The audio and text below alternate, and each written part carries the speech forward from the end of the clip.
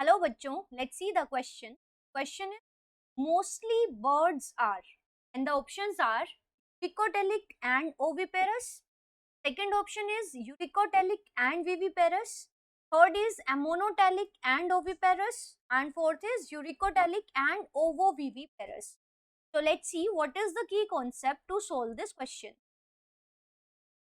So the key concept to solve this question is that कि हमें birds के general characters का पता होना चाहिए. We should be having a knowledge of general characters of birds. तो अगर हमें birds के general characters के बारे में पता है तो we can easily answer this question. And also we need to know the meaning of these terms. So let's see these terms one by one. So first term is eurycotelic. So eurycotelic means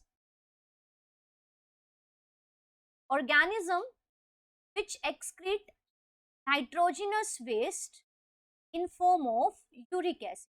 तो ऐसे animals जो nitrogenous waste को remove करते हैं in form of uric acid, तो ऐसे animals को हम कहते हैं यूरिकोटैलिक एनिमल.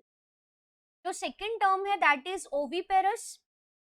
तो ओविपेरस का मतलब होता है एग लेइंग एनिमल्स. ऐसे एनिमल्स जो एग ले करते हैं, चाहे वो एग फर्टिलाइज्ड हो और अनफर्टिलाइज्ड. तो egg laying animals are known as oviparous animal. Third जो यहाँ पे वर्ड यूज हुआ है दैट इज विविपेरस. तो विविपेरस ऐसे एनिमल्स होते हैं which give birth to young one. तो एग ले नहीं करते but they directly give birth to young one. ऐसे एनिमल्स को हम कहते हैं विविपेरस. नेक्स्ट जो टर्म यहाँ यूज हुई है दैट इज एमोनोटैलिक. तो एमोनोटैलिक मीन्स होता है ऐसे animals which excrete or which remove nitrogenous waste in form of ammonia.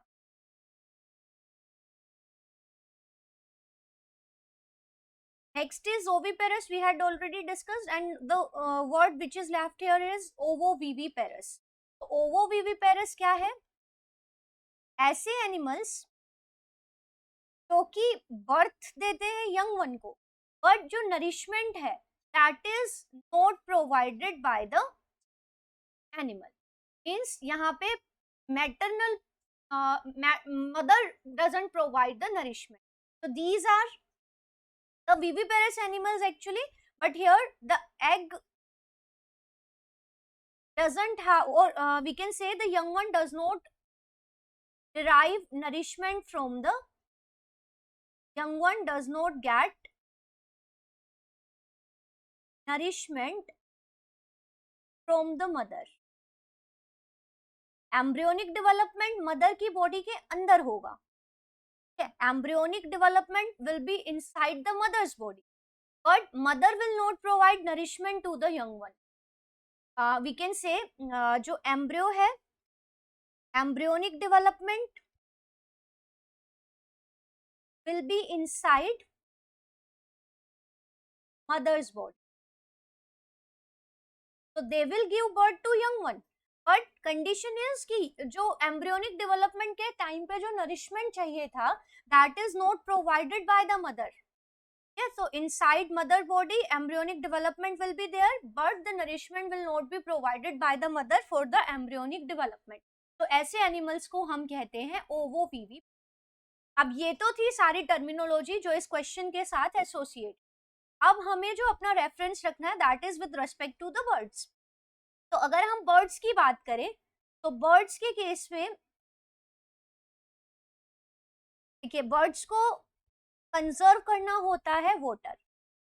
तो birds need to conserve water. अब अगर आप देखेंगे अमोनिया, यहाँ दो टर्म्स यूज हुई हैं, अमोनिया एंड यूरिया. तो कुछ एनिमल अमोनिया की फॉर्म में वेस्ट को रिमूव कर देते हैं, नाइट्रोजनस वेस्ट को, और कुछ यूरिया की फॉर्म में, और कुछ करते हैं यूरिक एसिड की फॉर्म. अब अगर हम इनकी सोल्यूबिलिटी की बात करें वाटर में, तो ammonia is very much soluble in water, then comes urea and then comes uric acid. मतलब uric acid is list soluble in water. तो अगर एनिमल अमोनिया की फॉर्म में वेस्ट को रिमूव करेगा, तो ammonia will dissolve in the water, तो इस पूरे पानी को ही एनिमल को रिमूव करना पड़ेगा अमोनिया को रिमूव करने। बट बर्ड्स के पास इतना ज्यादा पानी है नहीं, they need to conserve water, तो बर्ड्स क्या करते हैं, नाइट्रोजिनस वेस्ट को कन्वर्ट कर लेते हैं इनटू द यूरिक एसिड, क्योंकि uric acid is list soluble in water among these three, तो यूरिक एसिड को रिमूव करने के लिए इतने पानी को वेस्ट नहीं करना पड़ेगा, तो नियरली सॉलिड फॉर्म में they remove nitrogenous waste in form of uric acid in nearly solid form। तो एक तो हो गई कंडीशन कि बर्ड्स हैं यूरिक एसिड की फॉर्म में वेस्ट को रिमूव करेंगे, इसका मतलब बर्ड्स कैसे हो गए, यूरिकोटैलिक, ऐसे एनिमल्स जो यूरिक एसिड की फॉर्म में वेस्ट को रिमूव करेंगे, तो दे आर यूरिकोटैलिक। तो one point is clear. Next point is ovoviviparous है या विविपेरस है या ओविपेरस है। तो बर्ड्स क्या करते हैं, बर्ड्स के अंदर फर्टिलाइजेशन होता है internal, so birds have internal fertilization, means the fusion of sperm and ovum occurs in the mother's body, but they lay fertilized egg, so fertilization के बाद the fertilized egg will be laid, और इस egg का जो hatching है और पूरा development embryo का that will be outside the mother's body. तो ऐसे एनिमल्स जो फर्टिलाइज्ड एग्स ले करेंगे they are known as oviparous, और नरिशमेंट के लिए they have yolk in their egg, so birds lay eggs, so they are oviparous, birds remove nitrogenous waste in form of uric acid, so they are uricotelic। now from this discussion answer हमें मिल गया है, so let's see, first option में दिया है uricotelic and oviparous, correct है क्योंकि uric acid की form में वेस्ट को रिमूव करेंगे और एग ले करेंगे, so this option is correct। let's see other three options as well।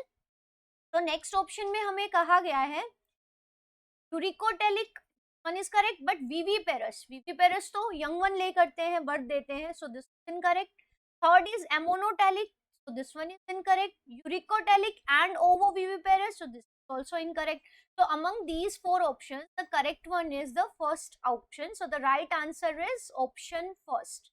I hope you understood it well, best of luck, thank you।